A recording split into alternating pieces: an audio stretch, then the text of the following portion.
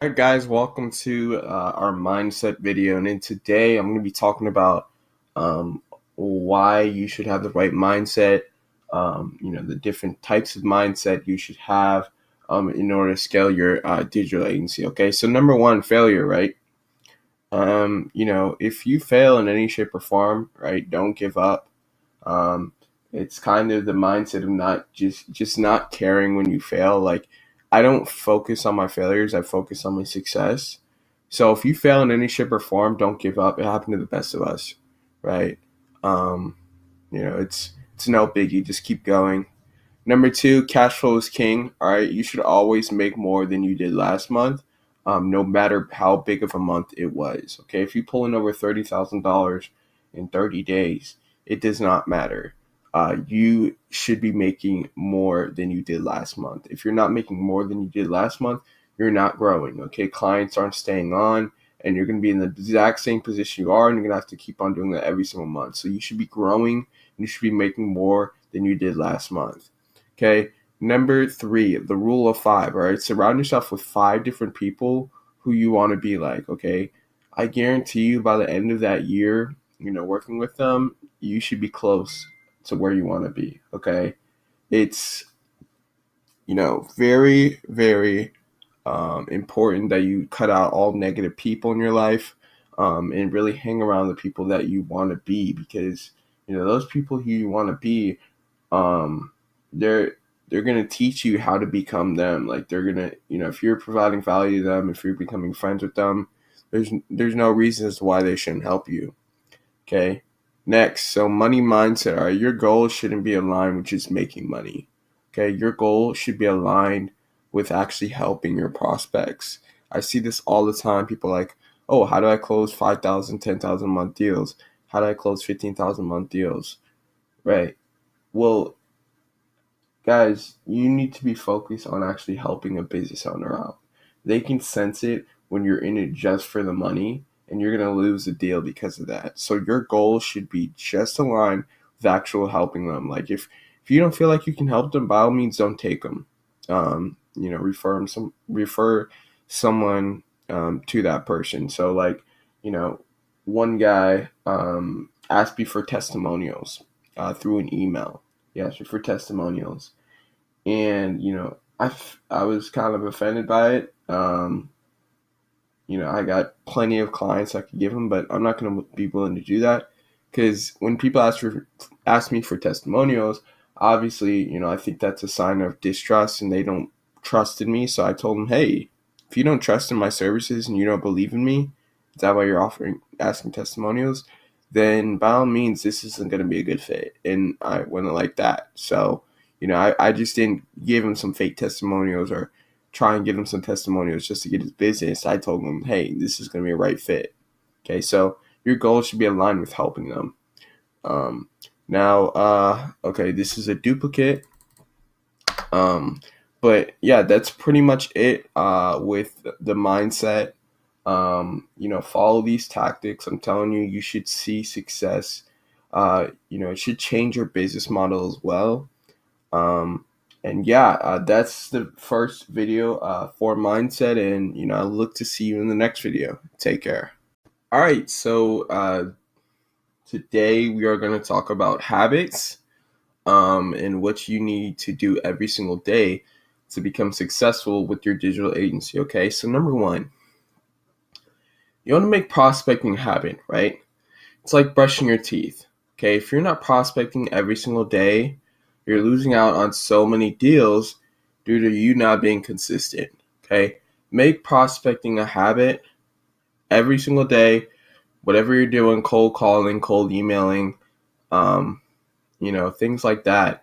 It doesn't matter what you're doing. Do it every single day. Okay, number two, treat your calendar like an email, right? Always check it. Now, you want to, by all means, always check your calendar, see what potential deals you have in the pipeline, okay? The more appointments you have scheduled, the more money you're going to make, okay? That's why I love checking it. That's why I'm addicted with checking it, because, if I have 20 appointments that week, okay, I know I'm going to close like 10 deals at 1,500. So treat your calendar always like an email, okay? Number three, streamline your whole process. Completely remove yourself. Now, in the beginning, you might have to do some upfront work because you don't have capital, but as soon as possible, use that money to reinvest it, get some ads managers, get some salespeople, and remove yourself, right? It like granted, if you need bills to pay, right, then by all means like take on the profit. But like if you're just trying to build a long-term business, then streamline your whole process. I'm completely removing myself out of my business to the point where I just don't have to do anything and I can get clients on autopilot. Okay, so streamline your whole process. Lastly, know your KPIs, right? Know your key performance indicators. Know how many emails it takes to get a certain amount of appointments, and then know how many appointments it takes to get a certain amount of deals. Let's say you send out 100 emails, you get 5 appointments. Out of those 5 appointments, you close 1 deal at $2,000, right?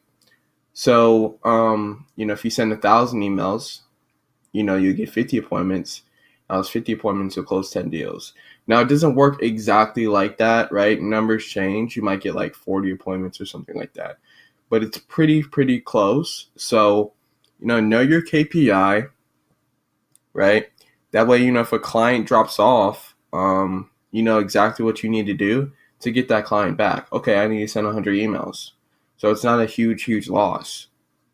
All right, so those are the habits you should follow in order to be successful with your digital agency.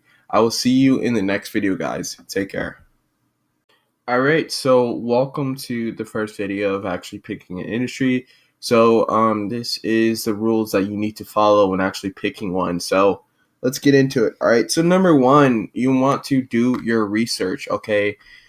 Take time to actually research an industry. Don't just jump into it. I see so many people just scattered everywhere. Oh, I want to jump in solar. Oh, I want to jump in mortgage. Oh, I want to jump in real estate. And, you're not actually taking your time to actually research for an industry. Okay, that's a problem as to why you're not getting clients is because, you're jumping in a saturated industry. You're jumping in an industry that won't work. And, you're just going to shoot yourself in the foot every single time and actually waste more time than is needed by, not doing your research and just jumping in the industry. So actually do your research and take time to find an industry. Number two, don't go after the basics, all right? Don't go after dentists or chiropractors like all the other marketers. Guys, if dentists and chiropractors were working for me, I would tell you to go after that industry. I'm not here to fool you and, say, okay, that way I can keep chiropractors, dentists all to myself. No, like the industries are terrible. Like it's not, they're very saturated, but you can still see success in it. Don't get me wrong, but you're going to be competing with thousands of other marketers. There's no point in doing that. And, again, you're shooting yourself in the foot here by there's so many other business owners and industries out there that you can target, but you're just going after the basics, right? Stand out. Actually, again, do your research and get away from those industries, right? They're super heavily saturated. Number three, follow my key points, right? In the next video, I'm going to have key points when choosing an industry. Follow those key points. Do not skip out on that. Do not think, oh, well, this industry is high ticket. They have a lot of money. Let's go into that one. Okay, because there might be another key point that they don't have, and, they're not easily reachable, and you got to go through 50 people, and boom, you're screwed. So, you got to follow my key points when actually choosing an industry. And then lastly, you want to take your time when picking again, right?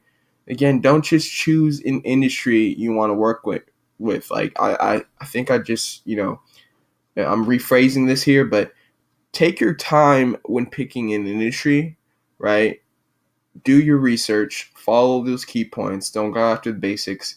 And by all means, you should have the perfect industry you want to work in, all right? So, I'm going to be talking about in the next video, so I will see you guys there. Take care. So picking an industry, this is super important for actually scaling your agency. So, I just want to talk about basically the key key points, I can't say it, key points of actually picking an industry, and what I've done multiple times to actually scale my agency, and pick the perfect industry for myself. Okay, so number one, high ticket is key, right? Usually, if your ideal client sells high ticket items, then they'll be much willing to actually pay a high ticket price to sell them, right? If a gym owner is selling a $60 membership, they're willing to pay upwards of $20 to $30 to actually sell that membership. However, they're not willing to pay upwards of $1,000, $2,000 a month to sell that, right? However, if you're targeting maybe a solar company, something like that, they're selling 10,000, 15,000 items, they're much willing to spend upwards of $3,000 to $5,000 a month to sell that. So there you go. Now, number two, know you can get good results for them, right? Find other marketers that specialize in that industry and hire them as ads managers. Okay, so this comes down to networking and networking with other marketers. You got to really, really try and, network with other marketers that specialize in, what you want. I know a lot of marketers that specialize in what I want, and I can just jump in the industry that way. I trust them. I've known them for a couple of months now, and I know how they run ads and things like that. So, I can just easily hire them as ads managers and outsource my business that way. All right. Now, number three, blue ocean, find industries that haven't been tapped. Guys, I get so frustrated when I tell people this all the time. Find industries that haven't been tapped. And then the next day they're like, hey, I just emailed 25 dentists and I didn't get any replies. Hey, I just emailed 50 chiropractors and I got no appointments. And I'm like, well, you literally just did the opposite of what I told you to do. It almost makes me feel like I should tell you the opposite so that way you actually listen to me. It's because, guys, there's a reason as to why I'm telling you this. I've tried it. I'm not here to hide anything, about dentists or chiros. It's just a saturated industry and there's a lot of marketers in it. So why beat yourself every single day by going after those industries when there's millions of other business owners that are looking for your help and you're not helping them? All right. So do research on those high ticket industries. Look for industries that, not a lot of marketers are actually talking about. Okay. Number four, you want to make sure they're easily reachable. Look for industries in which you don't have to email or talk to 50 other people to get the decision maker. It's going to be extremely time consuming and, your sales cycles are going to be extremely long just by, doing that. So make sure that, they have one president that you have to talk to. That way it's much more easier to close deals. Lastly, make sure it's a huge market, right? You don't want to go after a business industry in which there's only 1,000 leads, because those are only 1,000 people you got to work with. And then half of them might have marketing companies they're already working with. So, there you go. You got 500 leads to work with. And, that's going to be very, very tough to actually succeed and get a lot of clients in. So, make sure they have a lot of business owners that you can target. It's way better for the long term, right? This is how you stand out from the people that are actually targeting a smaller industry, because they might get good at that, right? And, they might have 1,000 people in the industry. They might get good at it, but sooner or later they're going to run out of leads, and, you're going to get ahead of them. All right. So that's basically, how to pick an industry. I hope this helped. If you have any questions, make sure to leave, some comments and I'll make sure to answer them. But yeah, hope you enjoyed, guys. I'll see you in the next video. Take care. All right. So now I want to talk about where to look for your ideal client. Okay. And there's a whole bunch of ways to actually look for your ideal client.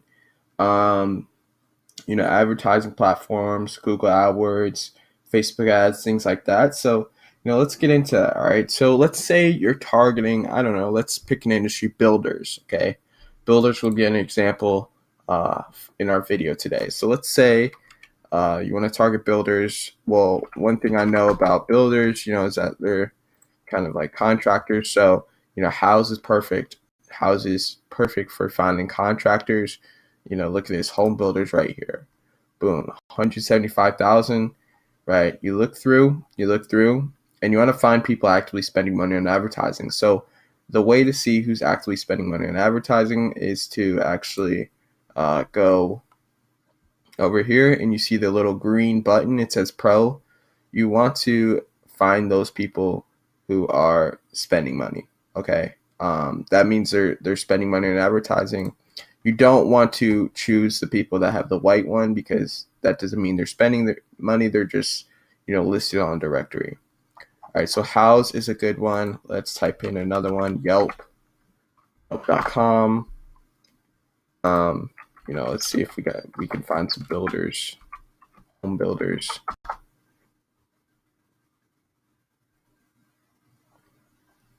So looking through, these are kind of home improvements. Just looking through, yeah. So here's an ad for EDR, construction and management. These are usually home builders. So you want to click on here, and then go to their website, and you should land, the person who's actually spending money on advertising. Okay, so Yelp is good. Here's another trick that you can use, is by finding people who are spending money on Google AdWords. So let's type in builders. So actionwoods.com, right? They're spending money on advertising.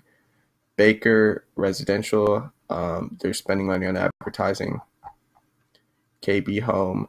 So all of these sites are spending money on advertising in their builders. So they probably are spending a pretty penny, because, building jobs range in 500,000 to a million to build a home. So, they're probably spending a pretty penny on advertising on Google AdWords. Maybe if your industry has something to do with homes, I think Zillow, I don't know if they took the little Premier Agent off. Let's see, Agent Finder, builders, nice. So they have agents, home improvement, property managers, builders, inspectors, photographers, other. All right, so let's type in my area. Okay, so yeah, this right here, didn't come up with that much search, but this is potential. Some people might be spending money on advertising. There's not that many reviews, but you could find somebody, if you keep researching, you could find somebody actually spending money on Zillow, which is cool too. So there's a ton of platforms to actually look for people actually spending money. The key and the reason why I tell people to look for people actually spending money on advertising is because if you go after, the mom and pop person, number one, they're not already investing themselves. So, they're not going to really take you seriously. It's like a completely new thing to them. Number two, they haven't worked with internet leads, so their sales cycle is probably going to stink. And number three, they're going to expect crazy results. They don't know, the long-term effort they're going to have to put into this. So, you're going to expect like $15,000 in sales in the next 15 days. So, that's why I always choose people actually spending money on advertising, and that's why I recommend it to you. So hopefully this video helped. I'm going to be talking about in the next video on how to actually find their emails. So yeah, let's get into that. Take care.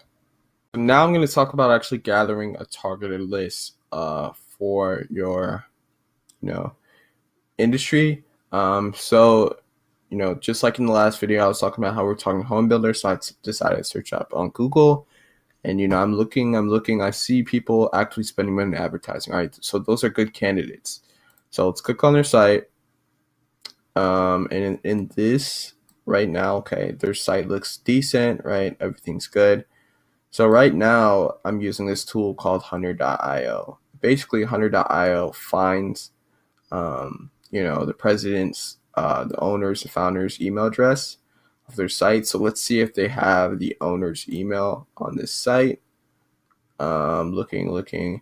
Okay, so sometimes with Hunter.io, they don't actually show that it's the president's title. So in this case, you need to do some research.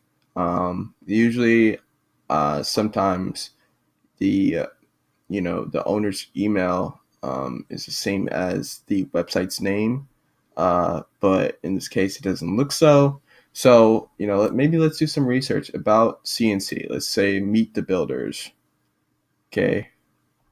So let's look through. Let's look through. Okay. So our roots. Okay, so these look like the owners of, this site, CavaniusandCates.com. So Watson Cavanius and Chris Cates. Okay, so let's click right here. Okay, so right here, look, Chris. This is his email. So 84% confidence score. This is his email. So what you want to do is you want to copy his email. You want to go over to Google Sheets.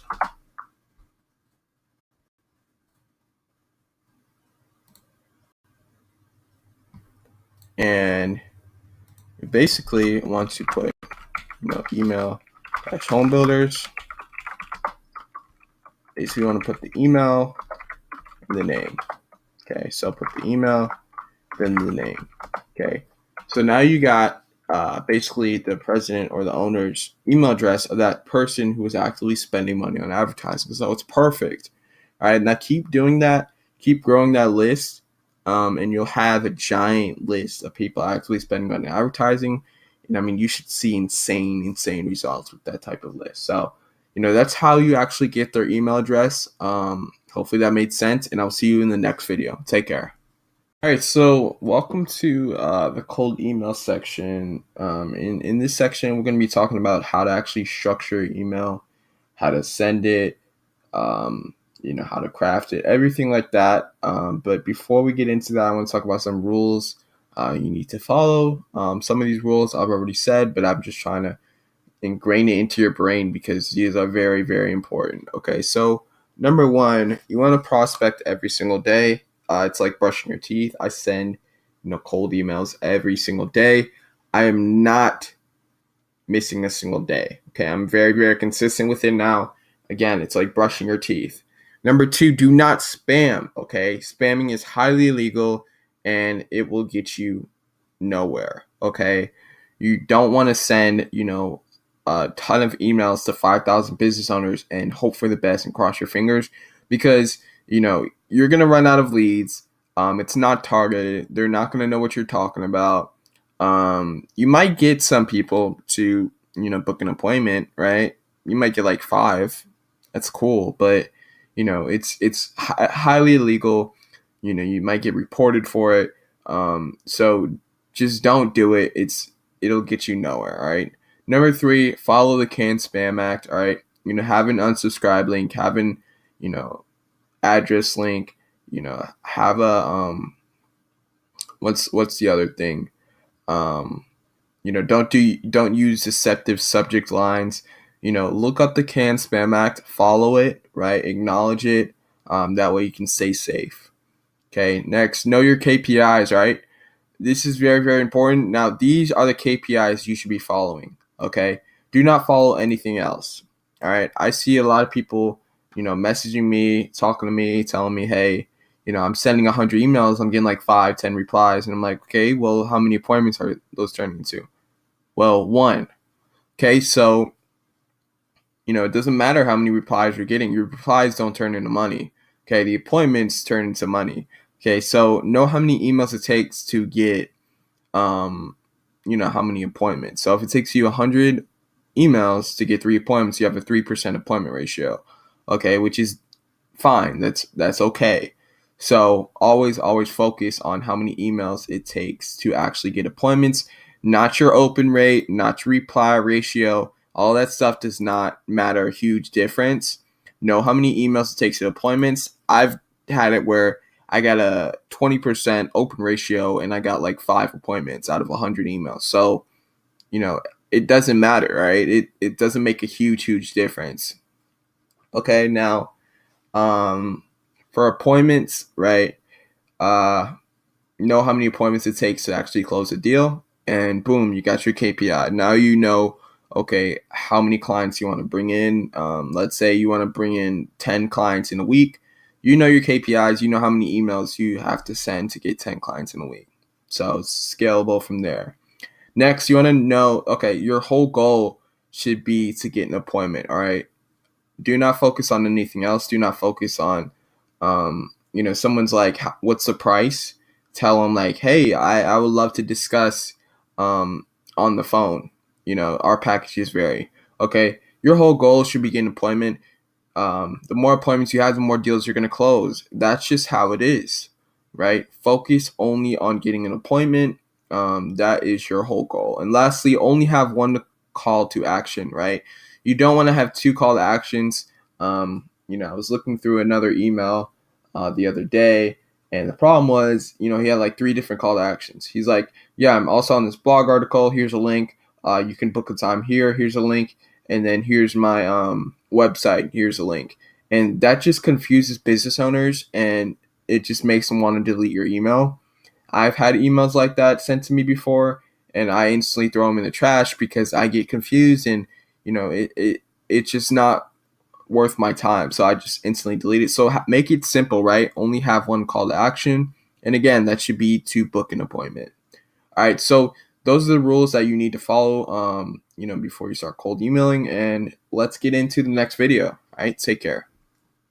All right. So now I wanted to talk about the tools that you actually need to go out there and cold email today. All right. So number one, the tool that you need to actually scrape emails, I recommend Hunter.io or AnyLeads. AnyLeads is a flat cost of $99 a month. Hunter.io, they have multiple different plans. I recommend Hunter. But yeah, those are the tools that you need to find owners' email addresses. That, Hunter.io minimum price is $39 a month. You'll do just fine with that. You need to find the paid platform that your ideal client's advertising on. Find a website that your ideal client is actively spending money on advertising, and that's free, right? That just takes away your time. And then number 3, you need a G Suite account. That's the tool that you're going to need to actually send cold emails in batches. So that's around $12 an email. That's not monthly, just costs, actually that is monthly. I think it's $20 a month. So yeah, so it costs $12 an email for the domain, and then it costs for G Suite it's around $20 a month. And then Tau app, all right, this is optional, but this is another tool that you can use to actually send out mass emails, which is around $50 a month per account. Now, if we include everything except for Tau app, should be 51 plus 20, should be $71, okay? And that is not monthly. Your monthly fee will be around 39 plus 20. Your monthly fee will be around $59 to $60, okay? So, you need around $130, $140 to actually start up your business today, right? I probably started with lower than that. I think I started for free. I just had separate Gmail accounts. So, guys, like $50 to $100 to actually start up your business today. That's insane. There should be no excuses as to why you can't, right? So, those are the tools that are needed to actually start up your business. And yeah, I will see you in the next video. Take care, guys. All right, so in this video, I'm going to be talking about some cold email examples I sent out in the past. All of these emails work extremely well. They're very short. There's nothing crazy about them, but I've tested them, found something that works, and I'm willing to share with you guys. So let's get into it. So here's some email examples for a free trial, right? If you're offering a free trial to get some testimonials, things like that. So, here's just a simple email. Hi, my name is Donovan Williams, and I'm the owner of Resolve28, which is my old business name. Our current partner cannot handle the calls coming in for their furniture business. So I was targeting furniture businesses. I was wondering if you would be interested in replacing them. I'm currently managing their advertising and would be more than willing to offer a free trial if you are interested. All you need to do is pay for the ad spend. P.S. Are you the right person to talk to about this? Okay. Very, very simple email. You're getting a whole bunch of replies, people interested in booking times and things like that. All right. Here's another email. Second email. Hey, I was wondering if I could send some patients your way. I know you probably get a million of these emails, so to set myself apart, I spent a few hours designing an ad campaign and record a video so you can see exactly how it looks. Here's a link to a really short video that I created to show you what it looks like. And then parentheses, we're running this campaign exclusively to your area, first come, first serve. And I say it's only a couple of minutes. And then there's a link that goes to, a video landing page that basically has, a little short video of what we do and things like that. And they can book a time through there. And then underneath it says, if you like the campaign, I'll run it for you for 10 days, absolutely free of charge. And if you like the results then we could talk about doing business in the future. P.S. I did this for another chiropractor very similar to you and it brought them a ton of new patients. P.P.S. Are you the right person to talk to about this? Okay, so this was towards chiropractors, but again, this was a long time ago. This is like a year and a half ago when, the whole chiro craze wasn't going around. So, I wouldn't send it to chiropractors, but it does work extremely well in, blue ocean industries. So that's another email. And here's a third one, right? Hey there, my name is Donovan Williams, and I'm just going to cut to the chase. I run Facebook advertisements for auto dealerships, and I was wondering if you'd be interested in letting me run a Facebook campaign for you for free. It'd be 7 days, and all I have to do is pay for the advertising spend, and then I mentioned the advertising spend, so it's very specific. I know I can only get people that I can afford it, $150 to $200. There's a little catch. I just believe in earning your business, not taking it. And then here's a link to my calendar. I would love to have a 5-minute chat. Thanks, Donovan Williams. So, very, very basic email, very direct, not beating around the bush. And I got a whole bunch of appointments off of that. And then here is another structure. It's called pay for results. I know plenty of people that do this. Depends on you, right? If you got a solid guarantee, then this is very, very excellent for getting appointments. It enables you to gain lots of trust. This is what's helping us close 60-70% of deals. So, pay for results. Hey there, I would like to refer fitness members to you, and you only pay for results. So this is targeted towards like gyms and things like that. You'll say, I'm so confident in my results, I will personally guarantee you 30 leads every month, and you only pay if I achieve those results. Let's talk about Facebook ads. Facebook ads are literally a gold mine right now, and I'm currently generating over 300 leads for my fitness clients every single month through the use of Facebook ads. So, our ads manager was doing pretty well, generating over 300 leads per month. If you got a different case study like that, you can put that in there and replacement for this. And then I talk about their pain points. So no longer do you have to go to fitness expos or advertise on billboards to try and attract your ideal customer, right? So usually, fitness gyms and stuff like that are doing that. So, establishing myself as an authority. And I say with Facebook ads, we are literally spending $20 to $30 per member that comes in. So that sounds awesome to them. And I say if you're interested in producing the exact results I explained above, then click here to schedule a free consultation with me. And it goes to my calendar, and I say thanks, Donovan Williams. All right. So second pay for results email. This was targeted towards real estate agents. This works extremely well. Again, hey there, or hey first name. My name's Donovan Williams. I'm just going to cut to the chase. This is exactly like the car dealership email. But I say last week alone, I generated my real estate client 43 leads in 24 hours utilizing Facebook ads. So let's talk about the case study. And I say, I was wondering if I could refer 50 leads to you this month, and you only pay if I get you those 50 leads. You do 30 days, and again, you only pay if I achieve those results. I say there's no catch. I just believe in earning your business, not taking it. If this is something you'd be interested in, then click here to schedule a quick consultation with me. Thanks, Donovan.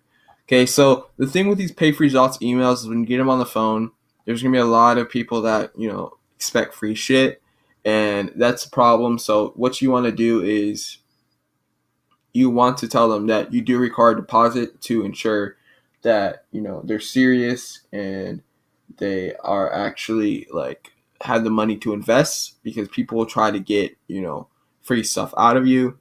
And usually like 99% of the time they understand that, right? And I close them. So that's how the whole pay for results structure works. You don't want to just say, hey, you only pay for results and don't mention anything about leads, because these guys will think, oh, you only pay per member or something like that. So you want to be very, very, you know, basically descriptive in your pay for results email. All right, now funny email, this works extremely, extremely well, but you need to be personalized. I use this all the time. For getting high-end clients, it works really, really well. I love it. But here it is. So greetings, name, right? Greetings, John. You've never heard of me. Hi, I'm Donovan. I got your email from a highly intelligent data transfer that scrapes data from the deep ends of the universe, and otherwise known as Crunchbase, right? So, you're making them laugh right there. And then I say, let me get right down to it. I don't know if this is a problem you have, but I help cosmetic brands turn their existing customers into repeat customers through the use of digital advertising. I say me and my team have helped numerous cosmetic brands. And here I don't actually say, oh, we've helped Victoria's Secret, Dom and Tom. These are just examples. I don't want to give away, my customers that I've actually helped, but we've helped numerous brands reach multiple seven-figure e-commerce stores, including Dom & Tom, Victoria's Secret, and other known brands. So these are just some examples. Again, I don't actually work with them. I don't mention this in the email. I change this out for this video today. And I talk about case studies. We're also on track to generate over $5 million this year for our clients through numerous digital advertising methods. So this email, you got to have some case studies in here, right? You don't just want to be another Joe Schmo who emails them. Got to have some credibility. I say, even if you're even the slightest bit curious, would you be open to quick chat? I promise to give you some ideas you're free to steal. If you play your cards right, I might even tell you the lamest joke I know and then make him laugh. And I say, finally, it's time to release my favorite weapon. I love this. I say, I picture my dog wearing a witch's hat and a green tutu, just what you've always wanted. And I literally show them a dog wearing a witch's hat and a green tutu, and this gets people cracking up. And then I say, I await your stern but fair response. Have an absolutely terrific day. Donovan Williams, CEO/partner/part-time superhero. So, the psychology behind this email is, you're making people laugh through an email, and you're basically bringing down their guard, because a lot of people, when they get emails, it's just automatically delete, after reading the first sentence. So you're getting down their guard. It seems personalized. You're making them laugh, and you're really showing off your personality, and people love that. And this email works extremely, extremely well. So basically, those are all the examples that I had to show you. I will see you in the next video. Take care, guys. All right, so now I want to talk about the fundamentals that I use to write a successful cold email. So, let's get into it. So, in the beginning, I call out that person's name, the owner's name. So I'm like, hey, John, right? This case. And then I say where I saw them. So I saw you were actively advertising on Houzz, right? So you want to mention where you saw them. That way you're not coming off as weird and they think you scraped their email from a database or something like that. Tell them where you found them. And you tell them, hey, I specialize in getting high qualified, ready to buy leads for home builders, okay? Tell them what kind of leads you specialize in getting them, right? Tell them what they want to hear, okay? You don't want to just say, I specialize in Facebook ads, okay? Every mom and dad specialize in Facebook ads, all right? You need to stand out, and you need to make it seem like you actually know what you are talking about, that you're an authority, okay? So you specialize in whatever a home builder wants, okay? So, in this case, we specialize in getting high qualified, ready to buy leads for home builders, okay? So, if you're targeting realtors, you could say, hey, I specialize in getting high qualified, ready to buy leads that are looking to purchase a home in the next 60 days, right? That's way better than saying I specialize in Facebook ads. It makes it seem like you know what the heck you're talking about.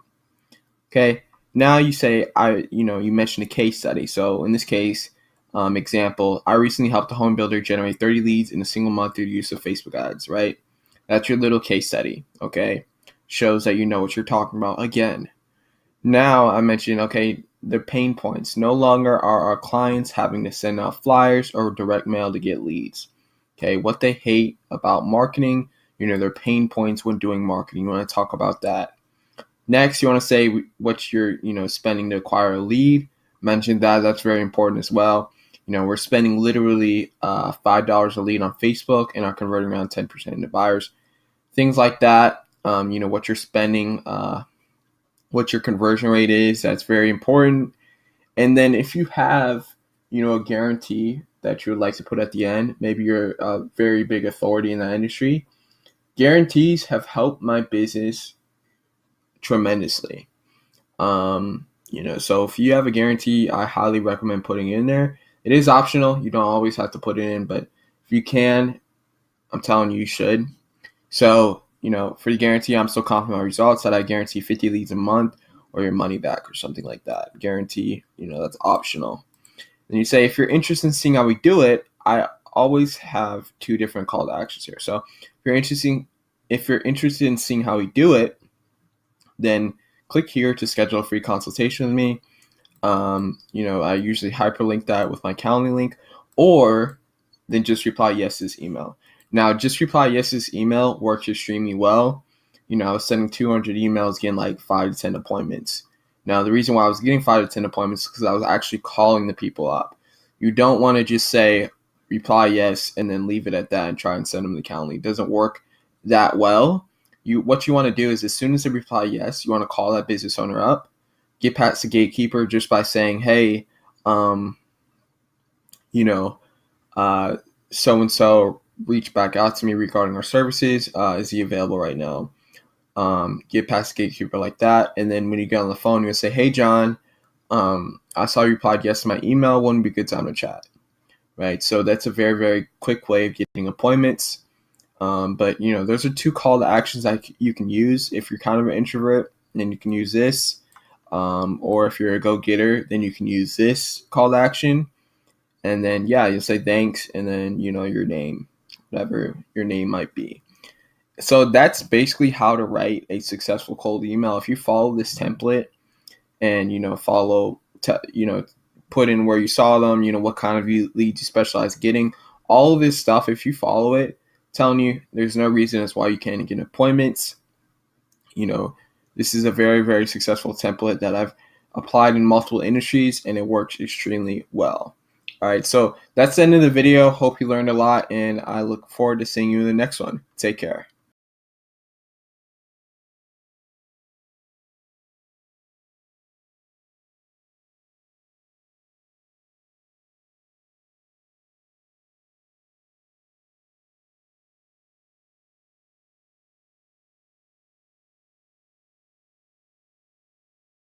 Want to click on Get Started.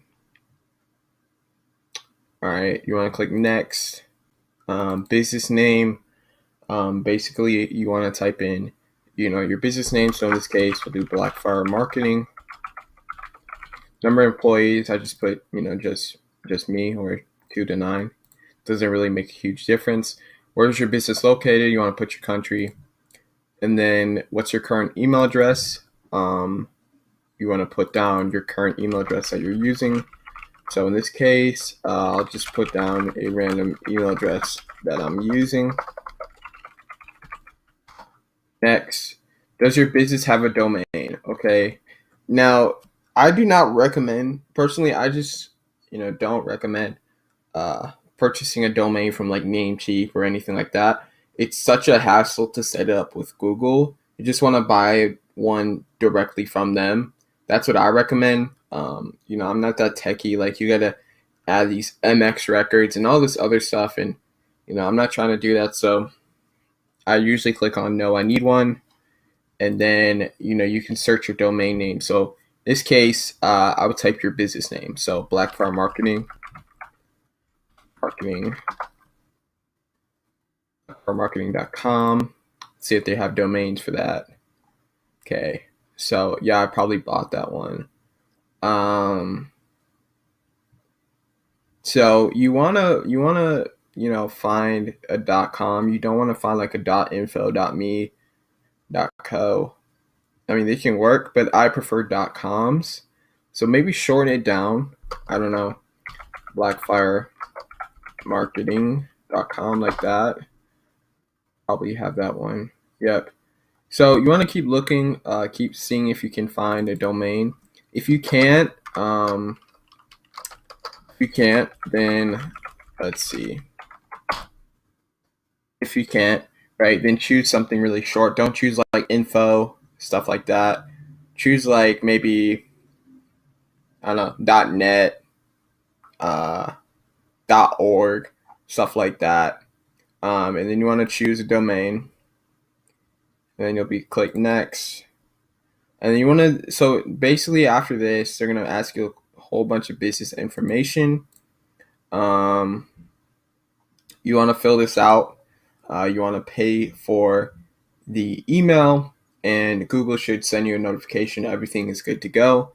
And you should be getting access to your email account sooner or later. So this is mine, right? When you're setting up your domain, you want to put your first name in front of the actual domain name. So blackfarmarketing.com, you want to put your first name in front. You don't want to put business or info at blackfarmarketing. You're just going to be labeled as spam, right? You're emailing from a generic email. You got to make it official. You're emailing from, the owner. Like, you got to make it seem authentic.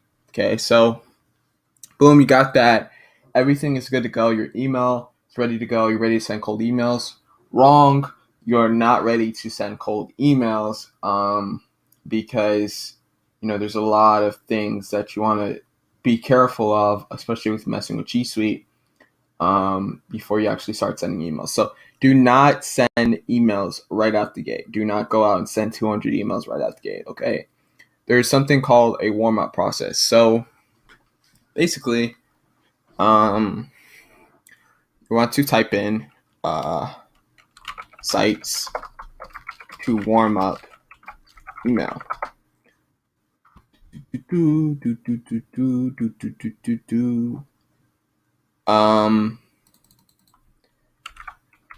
Newsletter sites to warm up email.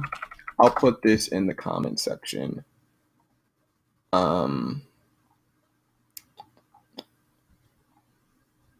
There's a site that has a list of newsletters to actually sign up with.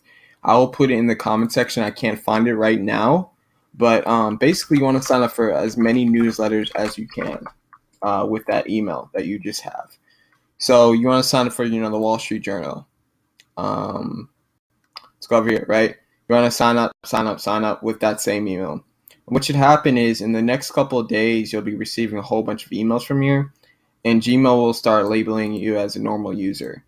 Now, the reason why they'll start labeling you as a normal user is because they see regular engagement. You didn't just go right out the gate, send 200 emails, right? That's a red flag right there. It sees, okay, he's getting emails. He's actually using it as a regular email. You also want to email other people and make it seem like you're really using Gmail as a tool to actually email regularly and become a normal user. Okay, so you just want to sign up with these newsletters.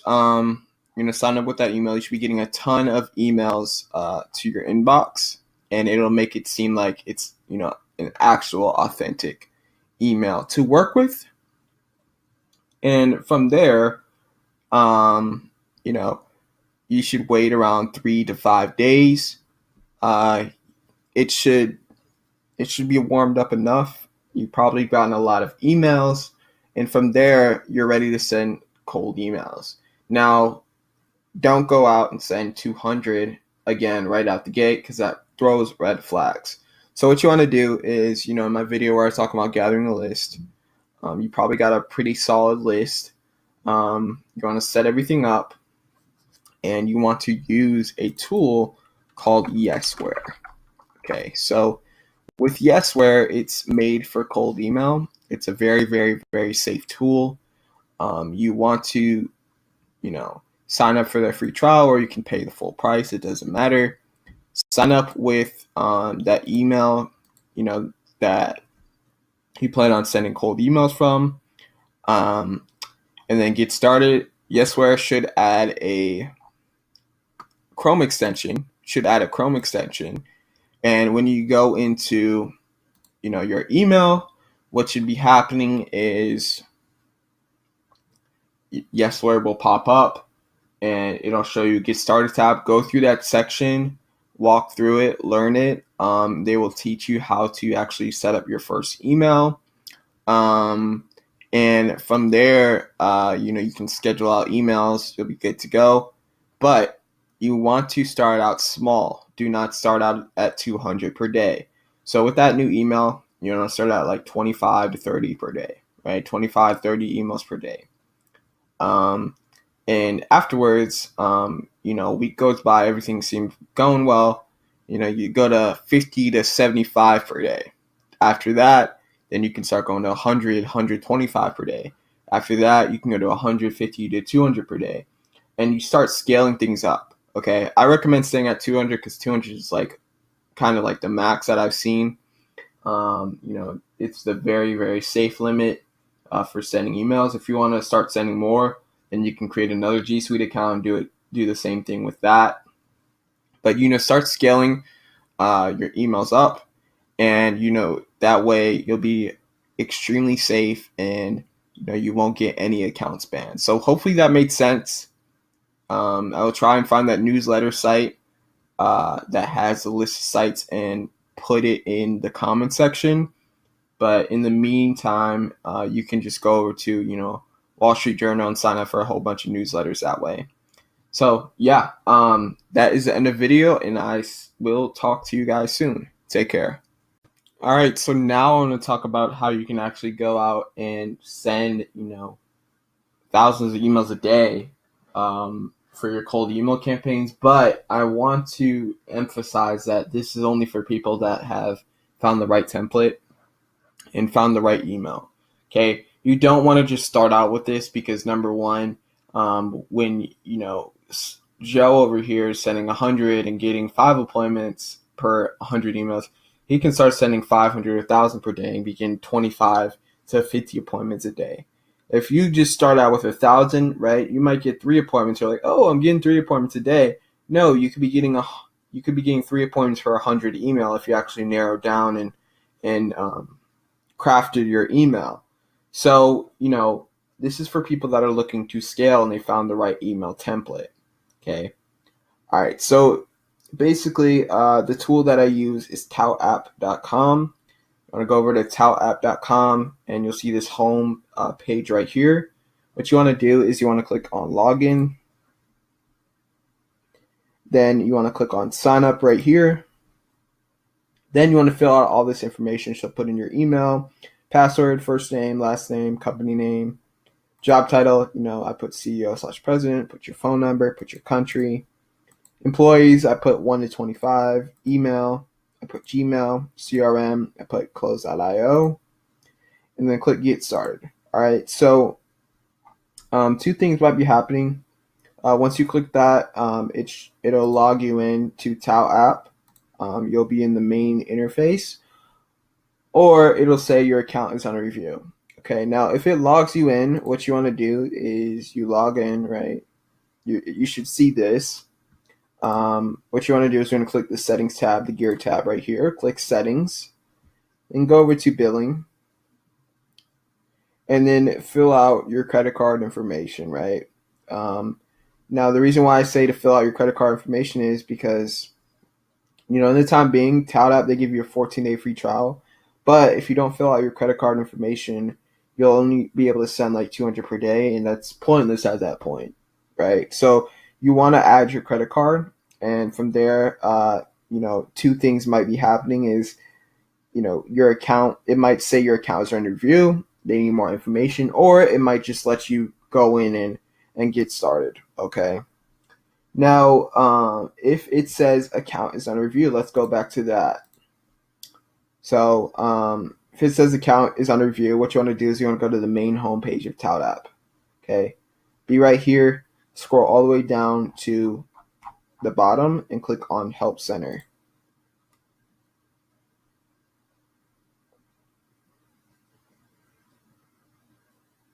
Now you want to click on account/team settings. Then you want to click on my account is under review.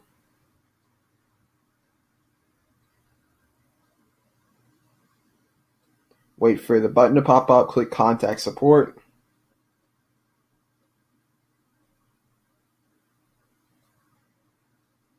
Now for the subject, I put account is under review. Email, put the email you want to be reached out to and put the email that you signed up with Tout. Then put your first name, last name. Priority, I put active account not accessible. Case type, I put troubleshooted problem. And then for description, I put account is under review. And then I check all these boxes. Fill out the CAPTCHA and then submit it. Okay. And you should be receiving an email regarding your account is under review. I'm going to show you what email that will look like. So let's log into here.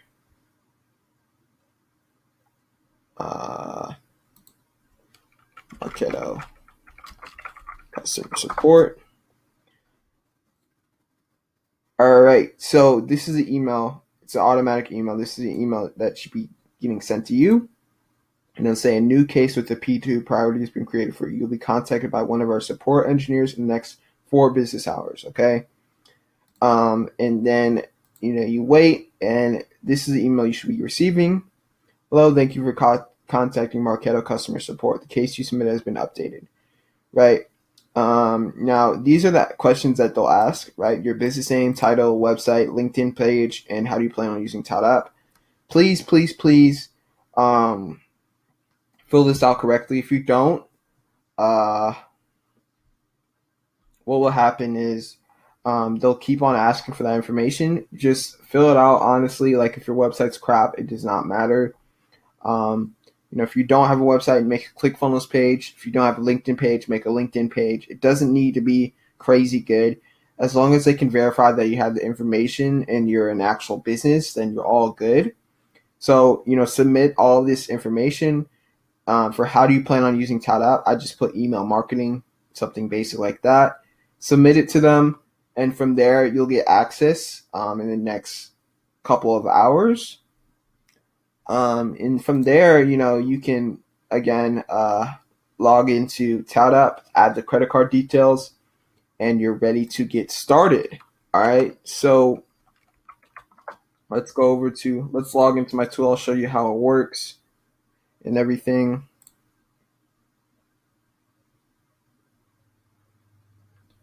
So here's ToutApp. Here's the little home thing. So what you want to do is create a tout group, right?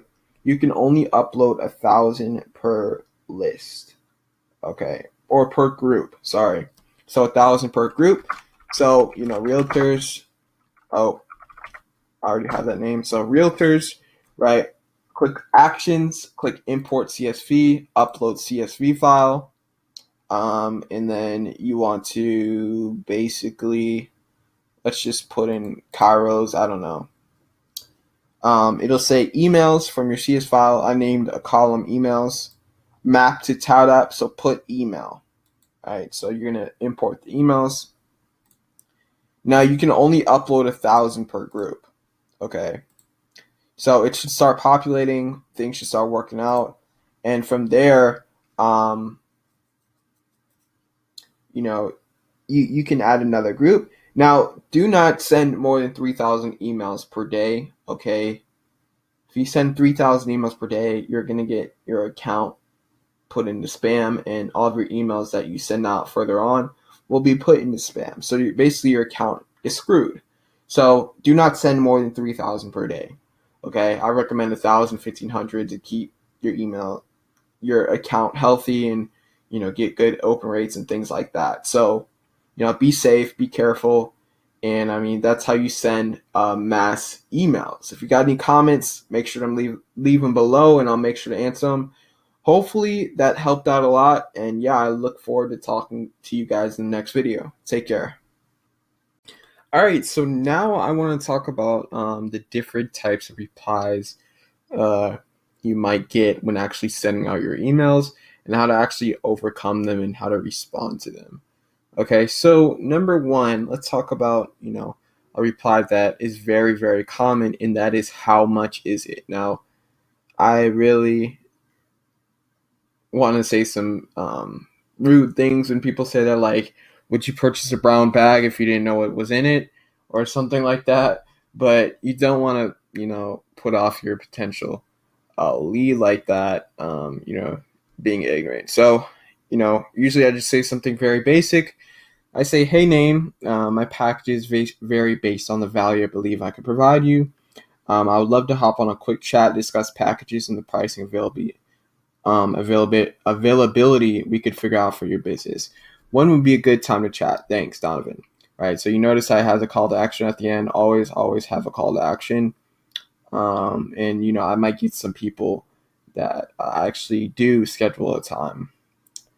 Call me at number. Okay. So, when people are like, oh, instead of scheduling an appointment, when people are like, yeah, call me at 919 so and so. Usually in that case, they're positioning themselves as the alpha, positioning you as a beta, and they're saying for you to actually call them and chase after them. And we're not going to deal with that. So, usually I'll say, hey, name, we're currently being overrun with the amount of replies that we're getting back from people interested in scheduling a time. So then again, I'm positioning myself as authority, like, hey, I'm basically silently saying, like, hey, I don't need your business. And then I say, if you could book here, and then I put my little Calendly link, then it'll make both of our jobs easier. Thanks, Donovan. All right. Number 3, what does your service include? Okay. This is another email that I get. And then I say, hey, name, we do a multitude of things, including building out high converting ads for your business, building out unique landing pages to get high opt-in rates whenever someone clicks on your ad, and a multitude of other things like that. When would be a good time to chat so we could talk more about this? Thanks, Donovan. Okay, so again, having the call to action. If you notice with all my emails, I talked about this before. My whole goal is to get an appointment. I'm not here to chat back and forth. I have a call to action. When would be a good time to chat? When would be a good time to chat? Like, it's my whole goal is to get an appointment. They can ask you a million questions, but at the end, I always have a call to action. When would be a good time to chat? Okay. Now, who do you work for? What is your company's website? In this case scenario, I get those emails quite a bit of times. I don't really care that much. Usually what I've noticed is when people are asking me what's my company's website and all this stuff, like, they're not that serious. They're just like kind of being rude a little bit, like just like trying to have an ego or whatever. In this case scenario, if you want, you can just put your website in the signature and, include who you are. To be honest, I don't even really have a decent signature. I know it's bad, but I'm still getting decent amount of appointments. So, in this case, if you're scared about that, put your little signature, include your website name, who you are. Usually I don't pay heavily to those types of replies. And then lastly, this is my favorite. How about I pay you per closing or deal? Okay, and then I say, hey, name, unfortunately, we don't work under that type of model. In that case scenario, we would be depending on your sales process in order to get paid. Right? If you don't close any deals off of leads that we provide, then our business would plummet due to the fact that we had to pay employees and aren't getting paid. However, I would love to work something out over the phone. Again, call to action. When would be a good time to chat? Thanks, Donovan. Okay, so all of these replies are literally made to get appointments. Some of them work on people to get them to schedule an appointment. They just need that extra push. But overall, when I've noticed with these type of replies, a lot of them are tire kickers, just being around the bush and stuff like that. So, a lot of them will not actually schedule appointments, but some will, right? Some are generally interested in how much it is. and some will be understanding and actually book an appointment. So yeah, just some quick little templates that you can swipe and send out to people. And yeah, I will see you in the next video, everyone. Take care. So now I want to talk about how to actually go out and create a high converting cold email sequence. This is mainly for follow-ups, and that way you can follow up with your ideal clients and get them to book appointments that way. Okay, so email number one, usually what I send out, I usually say, sorry, I forgot to mention, you can find more information at our website. And then I have like a website, or I put in my ClickFunnels URL. That usually goes to a landing page that has basically, some testimonials, things like that. And then I'll say, I'll get back to nervously anticipating your response, first name, and I put a little tag sent from my iPhone and no unsubscribe link. Then email number two, right? You want to say, hey, first name, I'll be honest, I emailed you last week and didn't get a reply, and I'll let my photo do the talking. And then I say, this is me. And I show them, I show this guy banging his head on the desk. And I say, if you could hit reply, even if it's to tell me to politely go away, it'll put a smile on my face. Fingers crossed. Have a great day. Then you put your little signature. Email number three, I'll say, howdy, it's me, Donovan again. I'm back and trying a more sensible and professional approach this time. Wish me luck. Found an article that shows blah, blah, blah. Show them an article. And I thought this may interest you, as, why I would interest them. You say, I have my fingers crossed you're going to accidentally hit reply instead of delete. Stay vigilant. First name, Sherman name, and then put the signature. And then, hi first, I really hope I'm not causing you to do this. A quick email reply will be enough if you'd like to talk about, your offer that you have in the email or not. I hope you have a wonderful hour, day, and week. Name. And then you put your signature. Email number five, I know you're busy, so I prepared 3 convenient calls to action for you. And then here's some call to actions that they have. Ignore this email and eventually I'll get the picture and write terrible poetry about the deal we never did. Hit reply and I'll do the same. Wild card, call me on date. Interrupt my day like I have yours. I deserve it. Limited time offer.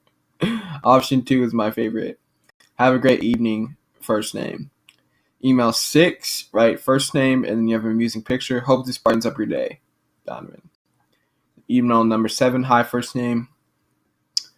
I reached out to you a couple times but didn't hear back and realized I may have jumped the gun and assumed you're ready to review your offering. My intent is not to be a pain, so this will be my last follow-up. But if I'm mistaken and you are open to connect, please send me a quick email. Either way, I wish you all the best. Cheers. Notice how all these emails were basically kind of just like directing back to the first email that you sent out, right?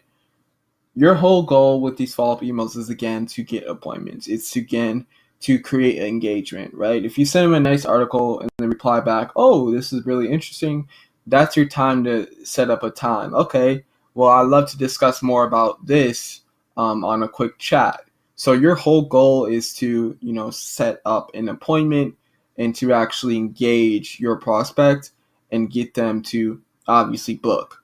So, those are the follow-up sequences I usually send out. Really funny, really short, and they work extremely, extremely well. I'm going to be providing that in the little text section, so you can just copy and paste it. And yeah, that is the end of the video. I will see you in the next one. Take care. All right, welcome to the LinkedIn section of the course.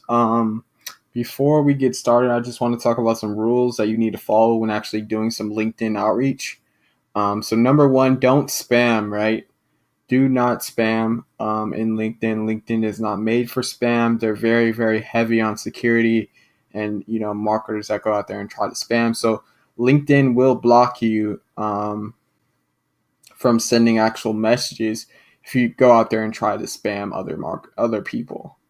Number 2, don't pitch in the first connection message. I see this all the time. People try to pitch and talk about what they do and all this stuff in the first message to their ideal client. And that's kind of the essential of, going up to a girl and immediately asking off for a date, right? You gotta connect with them. You got to learn about their business first before you actually do any sort of pitching.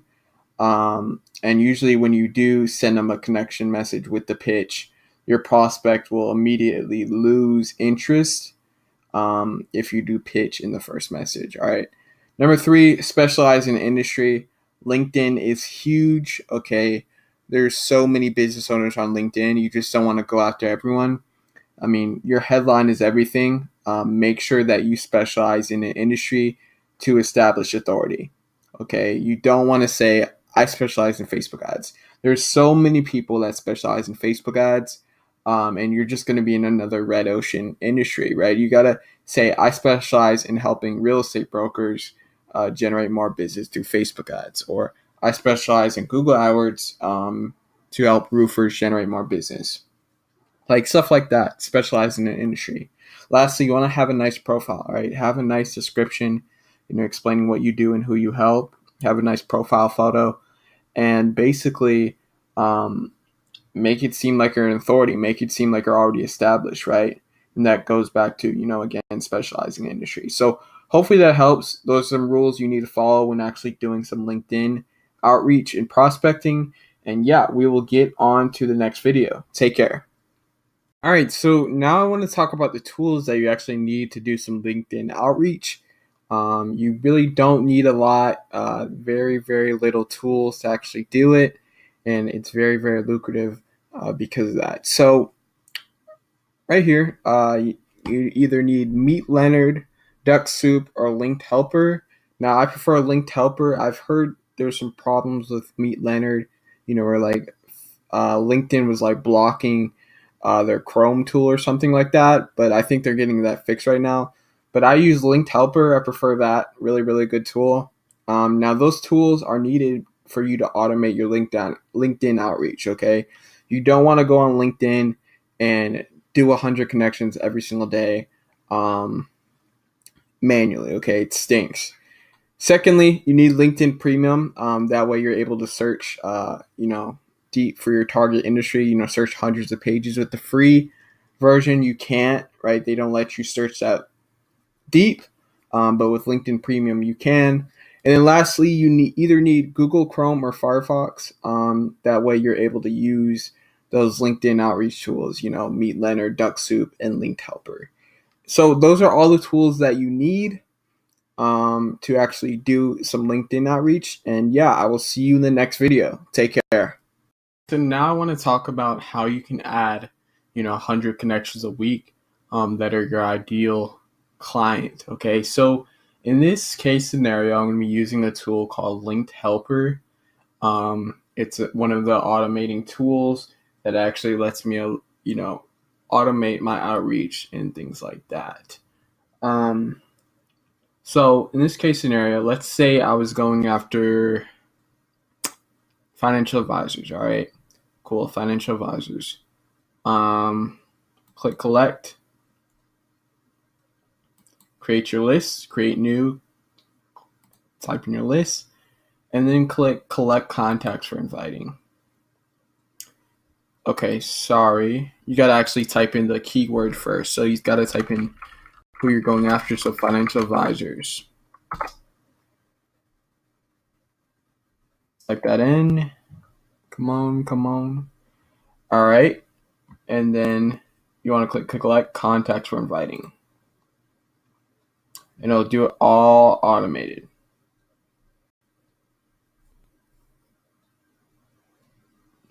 So you let it go through. And then once you have a big list, you click stop collecting contacts. Right?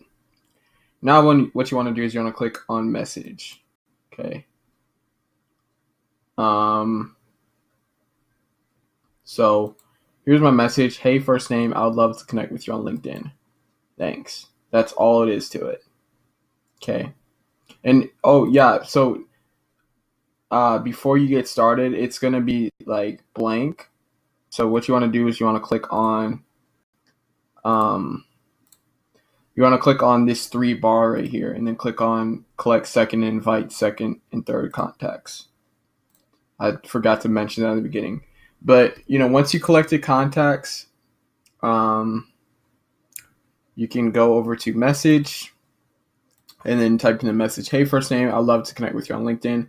Thanks. All right, save that. Save that as your template. Then click over to invite and click start profile inviting. Actually, before you do that, there's some settings that I have. Sorry.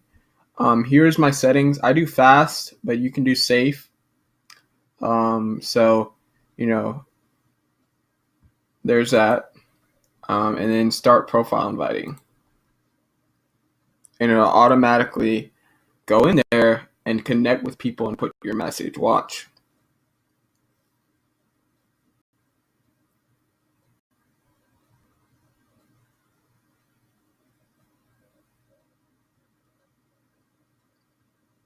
See? So it automatically put my message in there. All right, cool. So that's how you do it. That's how you connect with a whole bunch of people. I just started this account. It's been like around a week and a half, and I already have 177 connections that I can personally message. And these are very, very powerful because they're connected with you. So that is how you add those connections.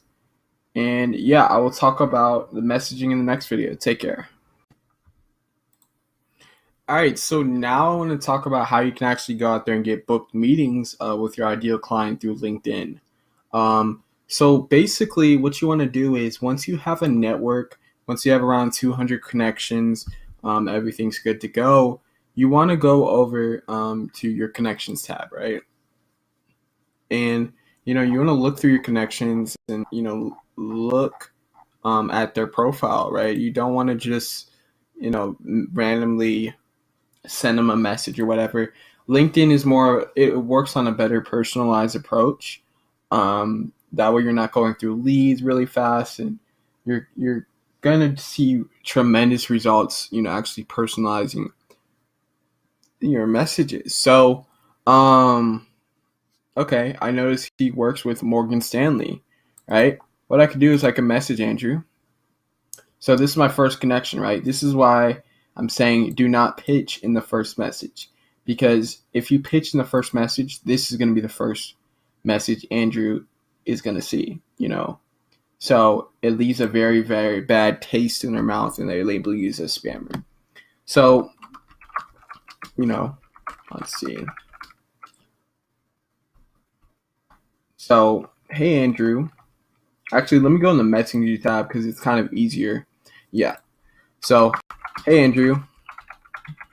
I saw that we were both connected on LinkedIn.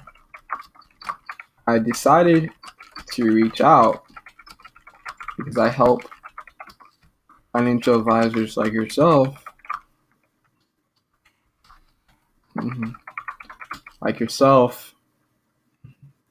generate more life insurance leads,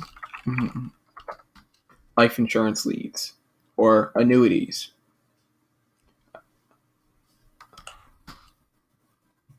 Let's see. I noticed you were a part of Morgan Stanley. I work with multiple clients from Morgan Stanley. Work with multiple financial advisors from Morgan Stanley like yourself. Zoning when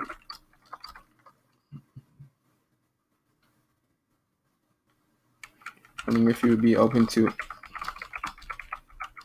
a quick chat.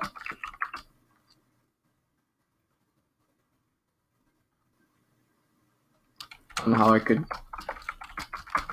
generate you more life insurance leads. Thanks. Out of it. Right? And then I would space it out, make it look good. So, boom, there's your message right there, right? Personalized, everything's good. You mentioned his name. It doesn't look spammy at all. And then send it to people. keep on going, send people messages, see what happens, right? And from there, I mean, you should book meetings like wildfire if you follow the structure. Maybe even if you found a winning cold email template, edit it a little bit and fit it to LinkedIn, right? It should perform like crazy. Okay, then I would send this message. I would send it over to Andrew, and from there, if he's interested, I would send him, my Calendly link, so we could book a time. We would get on a call, and we would close a deal. So basically, that's how I'm reaching out to people. It's nothing special. You're just sending personalized messages to people on LinkedIn, and trying to get meetings that way. All right. So hopefully that was helpful. If you enjoyed, leave a comment, and yeah, I will see you in the next video. Take care.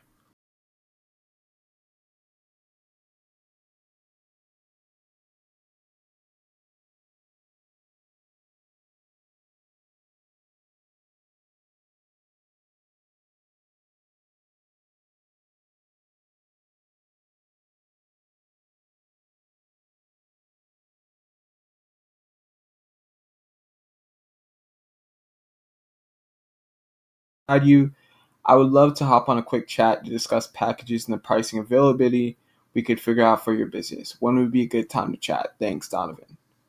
And then call me at number. I've gotten that a lot on LinkedIn. Hey, name. We're currently being overrun with the amount of replies we're getting back from people interested in the scheduling a time. If you could book here, Calendly link, that would make both of our jobs easier. Thanks, Donovan. And then what does your service include?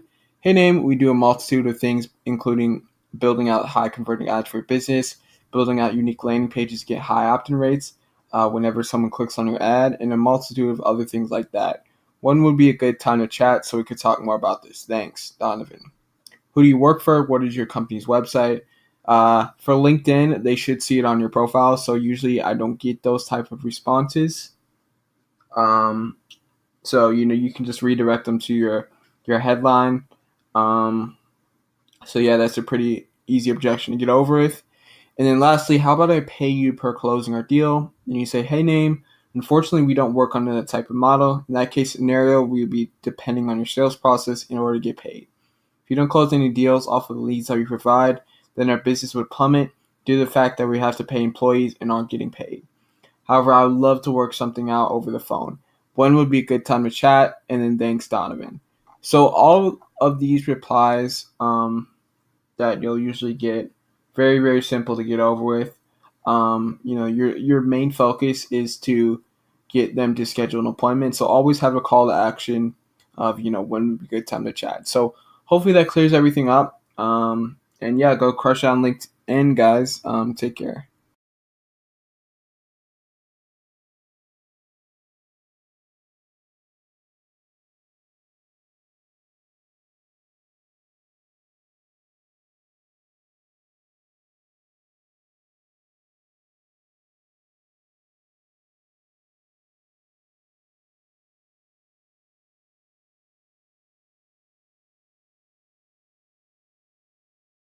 I would love to hop on a quick chat to discuss packages and the pricing availability we could figure out for your business. When would be a good time to chat? Thanks, Donovan. And then call me at number. I've gotten that a lot on LinkedIn. Hey, name. We're currently being overrun with the amount of replies we're getting back from people interested in the scheduling a time. If you could book here, Calendly link, that would make both of our jobs easier. Thanks, Donovan. And then what does your service include? Hey, name. We do a multitude of things, including building out high converting ads for your business, building out unique landing pages to get high opt-in rates whenever someone clicks on your ad, and a multitude of other things like that. When would be a good time to chat so we could talk more about this? Thanks, Donovan. Who do you work for? What is your company's website? For LinkedIn, they should see it on your profile. So usually I don't get those type of responses. So you can just redirect them to your headline. So yeah, that's a pretty easy objection to get over with. And then lastly, how about I pay you per closing our deal? And you say, hey, name. Unfortunately, we don't work under that type of model. In that case scenario, we would be depending on your sales process in order to get paid. If you don't close any deals off of the leads that we provide, then our business would plummet due to the fact that we have to pay employees and aren't getting paid. However, I would love to work something out over the phone. When would be a good time to chat? And then thanks, Donovan. So all of these replies that you'll usually get, very, very simple to get over with. Your main focus is to get them to schedule an appointment. So always have a call to action of, when would be a good time to chat. So hopefully that clears everything up. And yeah, go crush on LinkedIn, guys. Take care.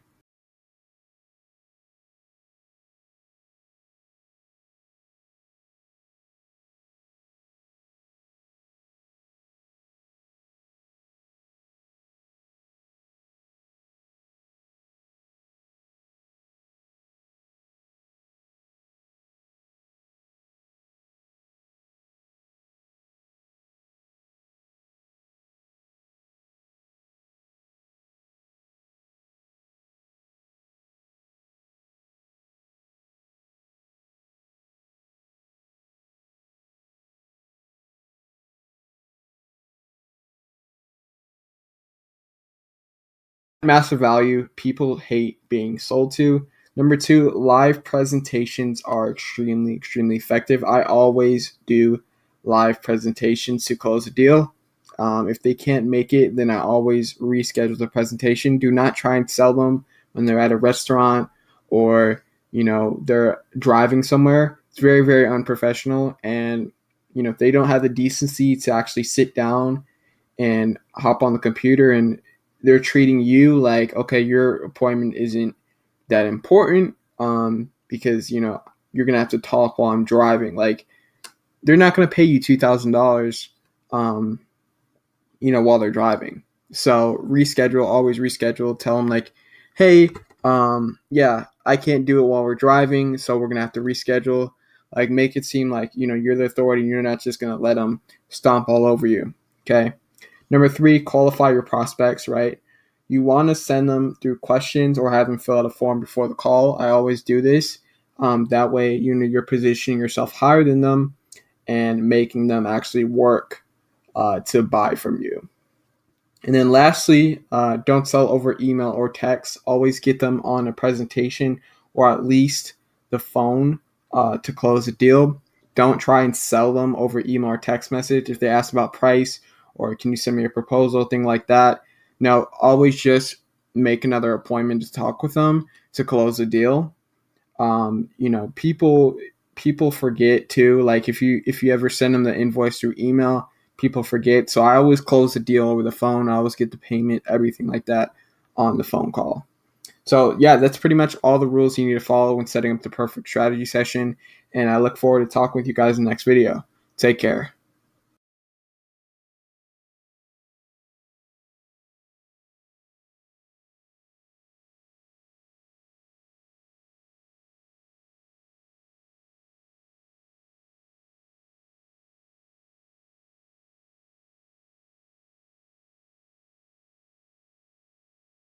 With three zeros or three O's, it's spelled with one.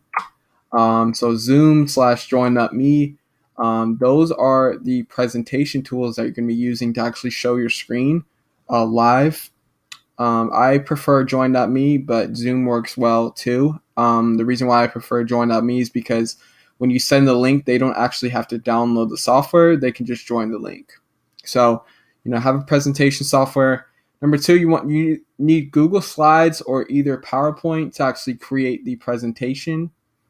To create the sales presentation that you can actually show to your potential clients. And then lastly, you either need Wave App, Stripe, or QuickBooks, or any other invoice software you might use to actually invoice a client and get paid. So those are all the tools that you actually need for setting up the strategy session and actually closing the deal. So hopefully that helps. Thanks. All right, so now I want to talk about actually positioning yourself as an authority before the call. It's very simple. There is no tricks or crazy thing. It's just all psychology, and it works extremely, extremely well for actually positioning yourself as an authority before you get on the call with your ideal client. So right now I am in the Calendly events section. Okay, so if we go over here and we edit it, you'll be able to see the actual questions that I use before they get on a call. So these people, when they book a time, they actually have to fill out these questions. Okay, so they fill out the full name, email, phone number, and then here's where it gets down to nitty gritty. So basically, I ask, can you promise to bring all decision makers on the call? Now, the reason why I say promise is psychologically they're making a micro commitment. So, it's like they almost have to, right? People really don't lie about that. I always say this: can you promise to do something? And it's almost like you're stuck to it. So I say, can you promise to bring all decision makers on the call? And usually, what happens is when they say yes, they usually do bring all decision makers on the call. So it works extremely well. And then number two, I say, what is your monthly marketing budget? Now, I do mention our minimum package are $15 a month, but this is to qualify them even harder. I wouldn't recommend this in the beginning for you.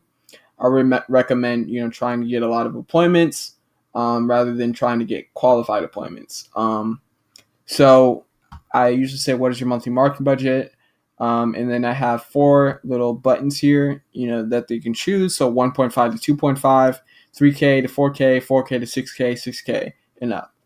So usually these people will know what you're working with, what they're going to have to spend.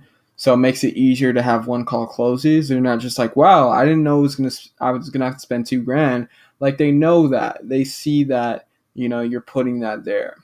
And lastly, I have what is your website, so I can check it out before I actually get on the call. And if I notice some patterns, between me and that person, I can mention on the call, like, hey, I noticed you were, I don't know, a Steelers fan or something. I can say, I'm a Steelers fan too. Like, build some rapport that way or something like that. I don't know. But, those are the questions that I usually ask before I get on the call with that potential client. So very, very effective for positioning yourself. It works extremely well, and it should increase your closing ratio. So hopefully that helped, and we'll be into the next video. Thanks. So now I'm going to talk about actually setting up your presentation for sales calls. So this right here is a presentation that I used when I was working with physical therapists. So as you can see right here, we have our logo, Black Farm Marketing, and then the title, Physical Therapy Marketing. If we go into here, I walk them through what a sales funnel is. I'm like, okay, so we do Facebook ads. Basically, we teach you, we drive traffic to a landing page, and then on that landing page is an offer. And I teach them everything, about a sales funnel, how we're going to do it for their business and things like that. And, they're becoming very, very well educated. They're understanding, they're nodding their head. It's going good. And then I go into targeting, and this is my favorite part of the presentation. This is what makes them go really wow. So I talk about the targeting. I talk about, okay, so I can target by your city. I can talk about your age, gender, and then detail targeting, things like that. And they're like, oh, okay. And then I say, okay, so what we're going to do is we're going to actually go through the ads manager and actually target your ideal client. So I go to the ads manager live so they can see it. And I basically choose out their city. I choose out their age, their ideal client's age, their ideal client's gender, and then what they want their ideal client, ideal client's problems, or basically the targeting for their ideal client. I target that. And then we look at the audience size, and I'm like, okay, so there's about 50,000, 60,000 people in your area that we can target on Facebook for $5 a day. That is your ideal client. And they're just like, wow, like that's amazing. Like that's crazy. They never thought of it that way. Okay, so boom, they have this big dopamine moment, and they're super, super interested. And then I talk about the ad that we usually run. I'm like, feel free to analyze this ad because it's working extremely well. we offer a free pain relief screen, blah, blah, blah. And they're just like, oh my gosh, like, you really know what you're doing. Like, and I'm like, yeah, like, of course I know what I'm doing. So, you know, you're just educating them throughout the presentation and, engaging in, if they have any questions, make sure to answer them. And they're just like, a lot of these people that get on the presentation are just super, super engaged. They're learning so much that they never learned, and they're just getting ready to purchase from you. Let's talk about the landing page, right? I walk them through what a landing page is, and then I show them live of a live landing page that I'm using, and then I show them a live landing page, live thank you page that I'm using, right? So everything that I'm showing them is live, right? Everything that I'm showing them is live, and basically I'm showing them exactly what I am using as at the time being. So they're still engaged, everything's going well, and then I walk them through a messenger bot. I'm like, okay, we can create messenger bots or odds. I can't even speak. We can create messenger bot ads. So the welcome message when someone opts in for a messenger bot ad, it'll pop up in their messenger with this question. It'll say, welcome to Body Gear Physical Therapy. Are you still interested in a free pain relief screen? And when they click yes, it'll send them a message saying, great, what time would you be able for you to come in? And that most prospects haven't heard of the messenger bot still. So it's crazy. Like, you're educating them so much on these new things with Facebook. Most of these companies aren't talking about this type of stuff with people. They're just talking about the basic landing page on the phone, right? Landing page, thank you page, maybe some email automation, right? Same, but they're not showing them what it looks like and how to apply to their business, right? When you actually show them live of what it looks like, you're going a leg above the other marketers. Okay, so this is all about standing out. Then I'll show them what the email follow-up will look like. Okay, I'll show them what we're going to be sending to their ideal clients and what they're going to be receiving in their email. Then I show them email automation, basically, how this will look and how it'll be sent to my clients' email when a new lead enters in their list.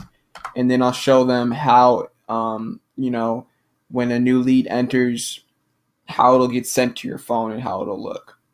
And then for follow-up scripts, I tell them like, hey, if you sign up today, I'm also going to be giving you some follow-up scripts, so you can actually just give it to your, office manager. They're not going to have to learn a new sales technique or anything like that. They can just read off the script and convert, 50%.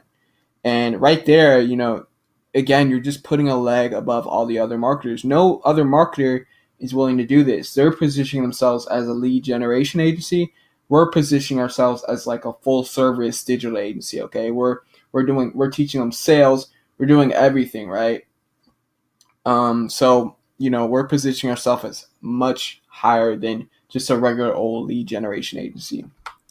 And then let's talk about retargeting. I'm like, okay, this is how your retargeting ad will look. And, I explain what retargeting is and, how if they click on the ad, we'll retarget them with another ad by you and stuff like that. And then I give them a lead tracker. I'm like, okay, so I show them, okay. So basically every lead that comes in, it'll be entered in a Google Sheet. It'll look like this and it'll be sent automatically to you. So all of these things that I'm mentioning, again, it's just stepping all over your competition because no other lead generation company out there is doing this. So you got to stand out. You got to go above and beyond to actually crush your competition and position yourself as an actual authority. Okay. So then I talk about testimonials. I'm like, okay, like if you don't have testimonials, then you don't have to have this page. But if you do, right, include them. And I'm like, okay, Olga generated 92 patient leads in 1 month. And like, oh, nice. And I'm like, okay, Carrie generated 52 patient leads in 15 days. And I'm walking through the testimonials. They're getting a sense of dopamine. They're like, oh, that can be me. That sounds awesome. And then here's a value stack, right? Just like Russell Brunson pitches on his webinars, this is how we do on our presentation. So I basically talk about, becoming the go-to physical therapist in your area. That's worth around $1,000. Using proven ads that convert, worth around $1,000. Creating your Facebook campaign, worth around $1,000. Doing market research, worth around $500. And then I talk about, basically everything that they're going to be getting, what's going to be included in our service. And I'll say like something like at the end, I'll say, well, basically the total values were on 5,454, and we can both agree that we are, undervaluing ourselves right there. And then they laugh and they agree. And basically, I'll say, so our full price is $1,500 a month plus $500, and you're getting everything included. Plus, we also do guaranteed 30 patient leads in the door to get them on board to actually close the deal and have a one-call close. Okay, so at the end of the presentation, right, we just went through 45 minutes of basically everything they're getting and, teaching them a whole bunch of stuff that we just completely dominated our competitors and just stepped all over them because of the presentation we just brought to this person. Okay, by that time, they're ready to hand out their credit cards and they're ready to go. So, yeah, create a presentation like this. I'm going to add the presentation so you can download it, so you can look at it and maybe edit it out towards your industry. And yeah, just that presentation right there is killer. Like you'll honestly crush it if you include presentations in your sales process. So, yep, that's the end of the video. I hope to see you guys in the next one. Take care. In this video, I'm going to talk about some key points when actually closing the deal, some objection handling, and what to do to actually get their credit card over the phone. So when you land on this page and you tell them the price, okay, it'll be $1,500 plus $500 ad spend.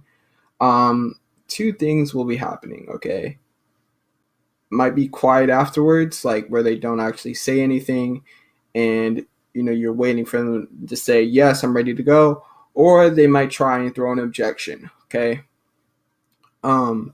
So when they're quiet, right, and they're not saying anything and they're like, wait for their confirmation. All right. Be quiet. Just listen. Do not say anything. Do not talk and ask another question. You're going to ruin the sale. Okay. Just be quiet. Right? Say it'll be $1,500 plus $500 ad spend. Don't say $1,500 plus $500 and I will include a bonus like that. No, tell your price. If you have a guarantee, mention that, right? $1,500 plus $500 ad spend plus a guarantee of 30 leads, right? Be quiet. Let them think about it. And when they say, okay, right, then you'll say, okay, so would you like my help moving forward? Right? That is basically like a confirmation question where you're asking, if you could basically charge them and get started with the program today. Now, they might throw in some objections, but, if they say, yeah, I'd like your help moving forward, that's when you say, okay, so how would you like to pay? Then you get the credit card and you close the deal. Okay, you don't want to say at the end, after they say they're fine with the price, you don't want to say, okay, how would you like to pay? Because you're assuming the sale, and that works. It works, but I personally haven't had experience making it work, because the problem is people don't, again, they don't like, when you make assumptions. Like whenever I'm being sold to, I hate it when people actually make assumptions like I'm actually going to close, because, it makes it seem like they're just getting it for the money. They don't really care about helping you and stuff like that. So, you gotta make a confirmation that they're ready to go. So would you like my help moving forward? That's a little confirmation question that they're good to go. When they say yes, then you'll say, how would you like to pay? Now, when you ask, would you like my help moving forward? And they say, well, I need to think about it. Okay. Do not, throw in like a Grant Cardone close that you've heard before and stuff like that. Well, Mr. Prospects, I believe in this and this and this. And okay, we're digital marketing. It's not, you generally have to like learn about your prospect and actually like feel like you can make it feel like you're actually there to help them. So to get over the objection, basically you just want to reiterate that same question to them and ask, okay, so let's say for instance they say, well, it's kind of expensive. Ask them, why is it expensive? They'll tell you, okay, well, it's expensive because I recently invested $5,000 in someone's program and I didn't get any leads and stuff like that. And you'll say, okay, well, why do you think you didn't get leads? Well, it was mainly due to the structure and, the course and everything like that. Well, our service is done for you and we have a guaranteed 30 patient leads. And then you go into, why your service is better, how to actually help them.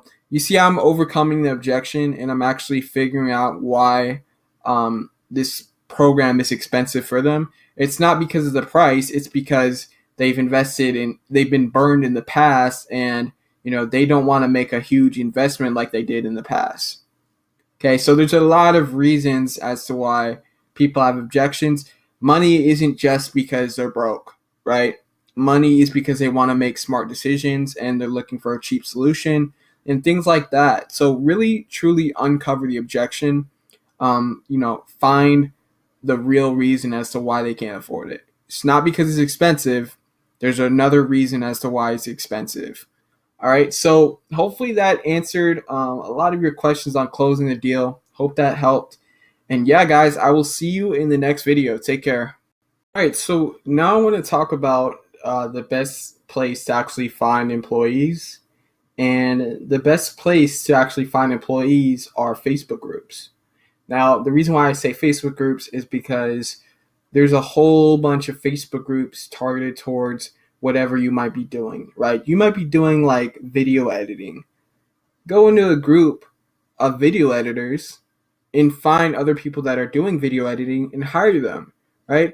Why are you trying to, find people on Upwork when you can go into, a group on Facebook of people who actually do exactly what you want and hire someone and find a good video editor out of there, right? Let's say, like in this case, we're doing lead gen. You want to find other people who do lead gen.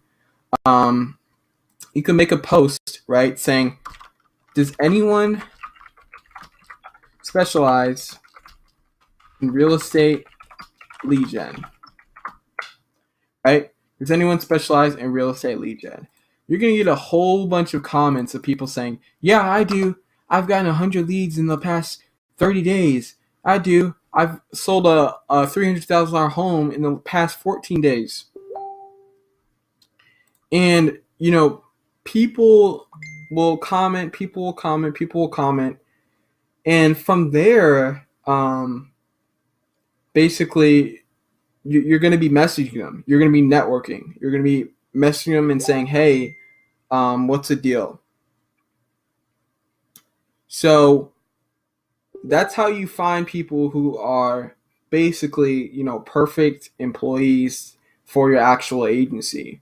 Is just by asking and by networking and finding people that specialize in whatever you want. Okay? So Facebook groups, best place, honestly, to find employees.